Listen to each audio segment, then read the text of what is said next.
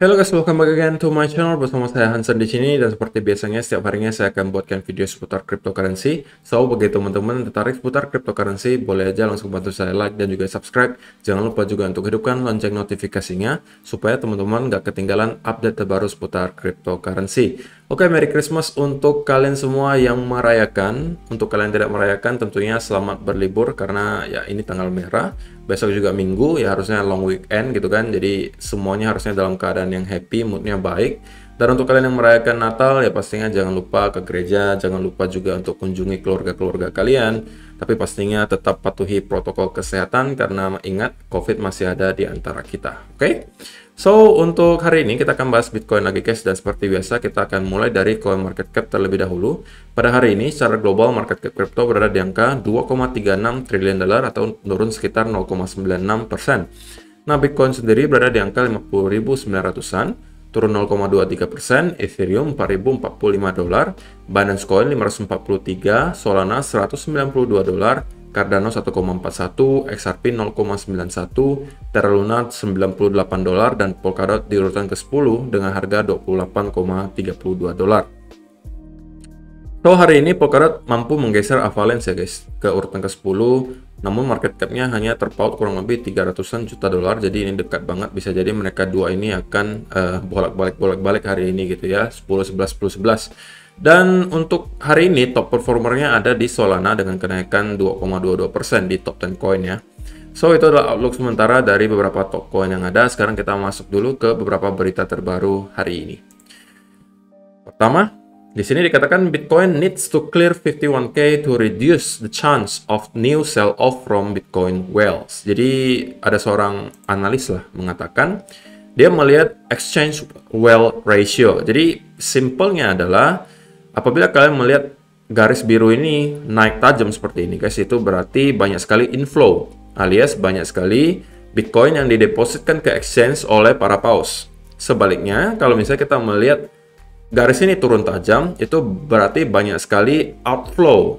Dalam artian banyak sekali paus yang menarik Bitcoinnya dari exchange. Nah, untuk sekarang, sang analis mengingatkan kita bahwa exchange whale ratio-nya itu dalam keadaan yang cukup tinggi dan inflow-nya cukup besar gitu ya, sampai ke angka 0,74. Dan ini adalah angka yang tertinggi di tahun 2021 gitu ya. Terakhir kali kita mendapatkan angka yang cukup tinggi itu di bulan Juli kemarin sebelum kita mendapatkan rally. Dan menurut sang analis kita harus waspada akan adanya koreksi lanjutan apabila kita tidak mampu break dari angka 51.000. Oke?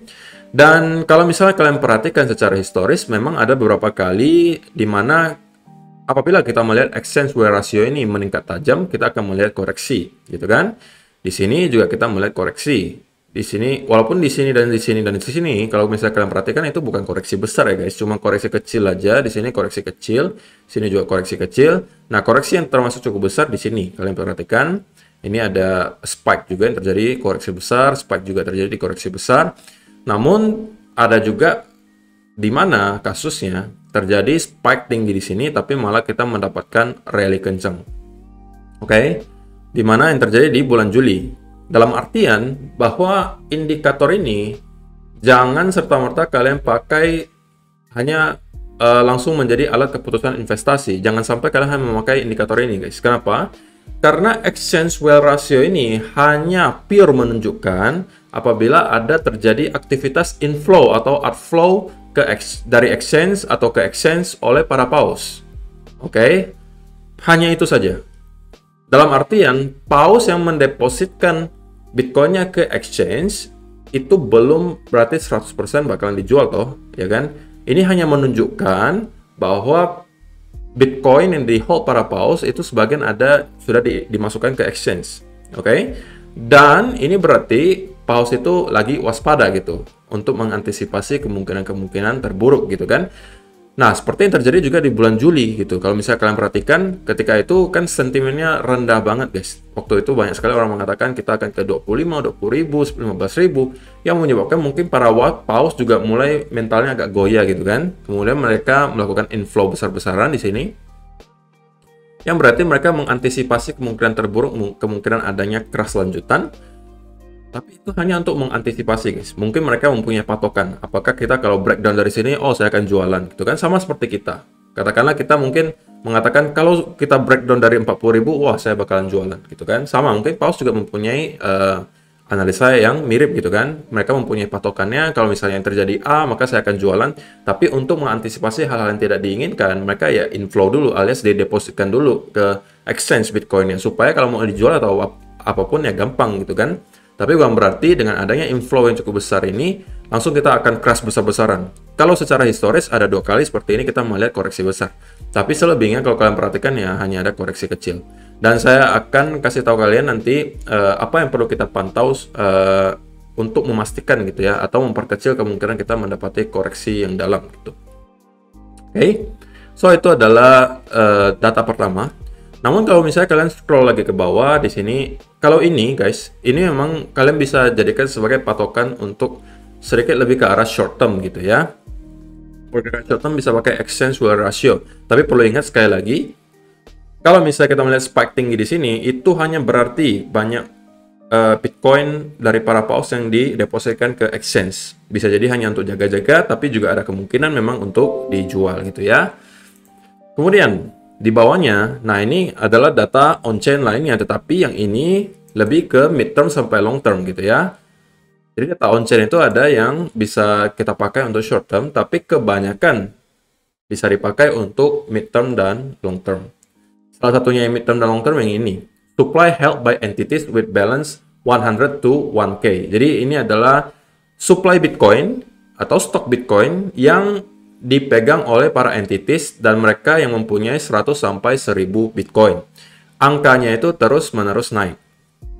Dalam artian, ya, walaupun kita melihat ada inflow dari sebagian kecil paus, gitu ya, alias ada sebagian kecil paus yang mendepositkan Bitcoinnya ke exchange, tapi secara gambaran besar, itu kita masih mengalami peningkatan secara supply yang dipegang oleh para paus. Oke.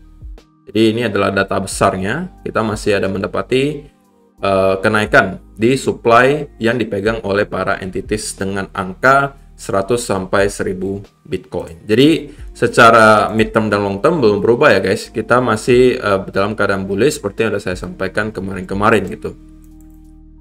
Kemudian next, ini adalah juga data on-chain yang menurut saya cukup menarik. Just 1.3 million Bitcoin left circulating on crypto exchanges.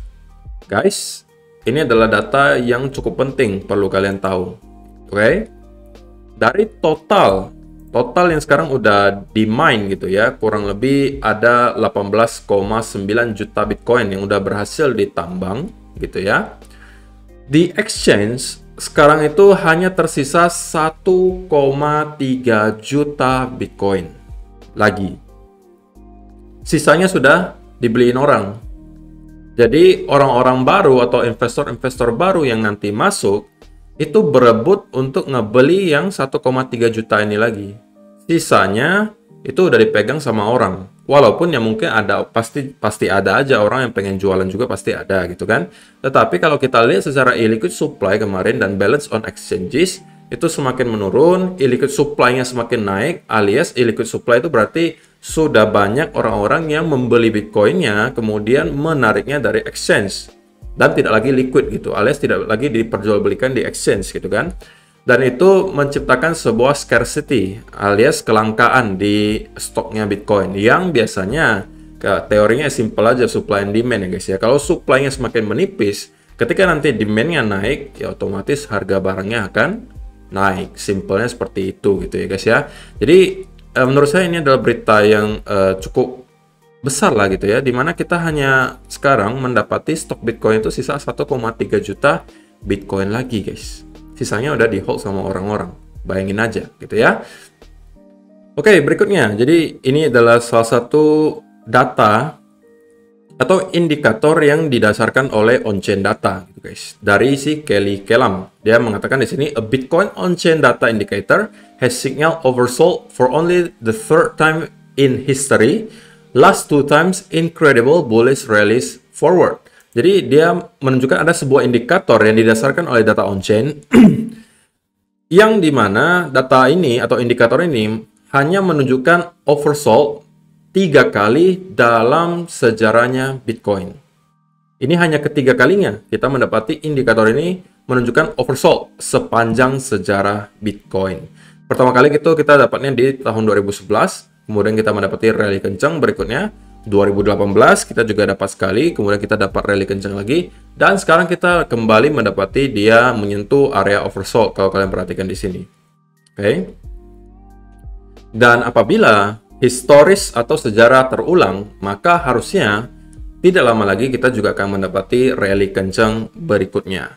Dan pasti aja nanti ada orang komentar nih, kok ini kan data historis, itu kan sejarah gitu, tidak harus berulang. Nah, saya mau pesan ke teman-teman semua bahwa kalau misalnya data historis itu hanya adalah satu-satunya data yang bisa kita pakai sebagai perbandingan gitu guys. Kalau enggak ya apalagi. Tidak mungkin kalian akan tahu masa depan kan? Dan masa depan kalian tidak mungkin akan tahu. Yang kalian tahu hanya masa lalu alias historisnya saja seperti apa. Dan itu kita bisa jadikan sebagai perbandingan. Kalau misalnya kalian mempunyai argumen mengatakan, kok itu kan sejarah tidak harus berulang gitu. Ya saya setuju. Setuju 100%. Tidak harus berulang. Tetapi bisa jadi juga berulang. Jadi kalian jangan hanya biasnya ke salah satu arah mengatakan itu sejarah kok, tidak harus berulang. Ya oke, tapi saya juga punya argumen bisa jadi berulang juga kan. Apakah kalian bisa memastikan itu tidak mungkin akan berulang? Tidak bisa juga toh, karena kan semuanya prediksi. Semuanya juga namanya probabilitas. Kalau ditanya kemungkinannya ada nggak? Ya selalu ada gitu kan. Kalau ditanya kok, berarti ada kemungkinan nggak ini nggak terulang? Ya ada juga guys. Cuman secara historis gitu ya.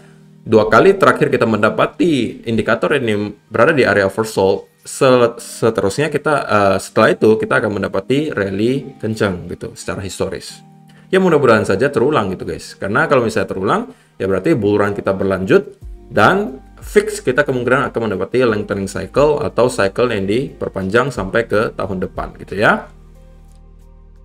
Kemudian ini juga beberapa indikator dari si Sila Karam. Ini adalah beberapa indikator di chart ya. Biasanya di TradingView ya kalian bisa lihat ada RSI, ada MOM, ada RVI. Rata-rata itu menunjukkan bullish divergence gitu ya. Tidak hanya bullish divergence, sekarang kita juga udah mendapati ada sebuah bounce yang terjadi, bounce, dan ya terlihat cukup baik lah ya secara indikator. Kita juga mendapati adanya indikasi bullish gitu ya. So itu adalah beberapa data dan berita hari ini yang pengen saya sampaikan. Sekarang kita masuk dulu ke chartnya Bitcoin. Dan kita akan mulai dari daily chart terlebih dahulu ya guys.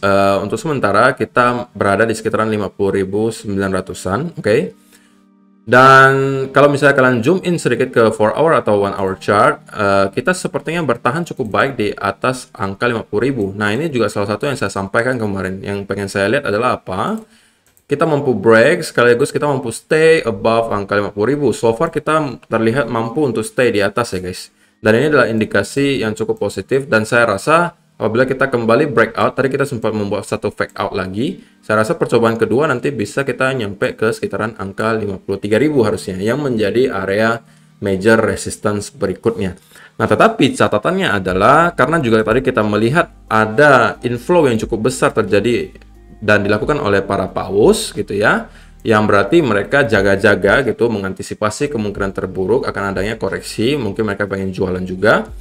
Maka mungkin kita perlu perhatikan yang satu ini guys. Kalau misalnya kalian perhatikan, candle kemarin tuh close-nya adalah candle indecision. Oke, yang ini, yang warna merah nih guys, indecision.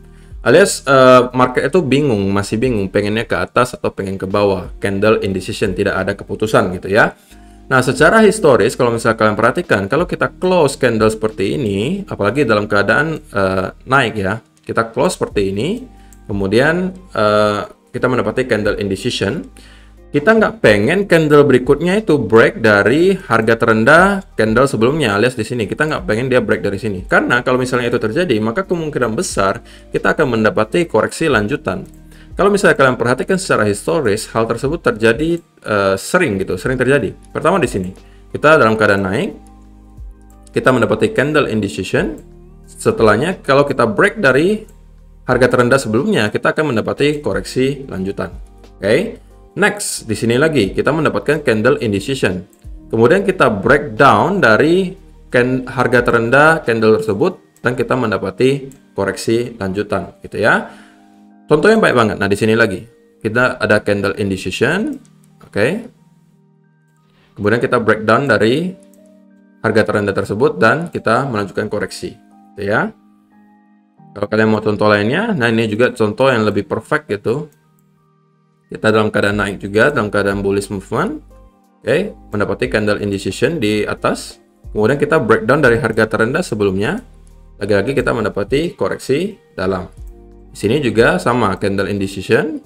Oke, kita zoom in aja biar kalian lebih jelas lihatnya. Di sini. Oops. Ini dihapus dulu guys, nggak rapi nih gambarnya, nggak rapi. Oke, dihapus dulu. Nah, ini candle indecision-nya di sebelah sini.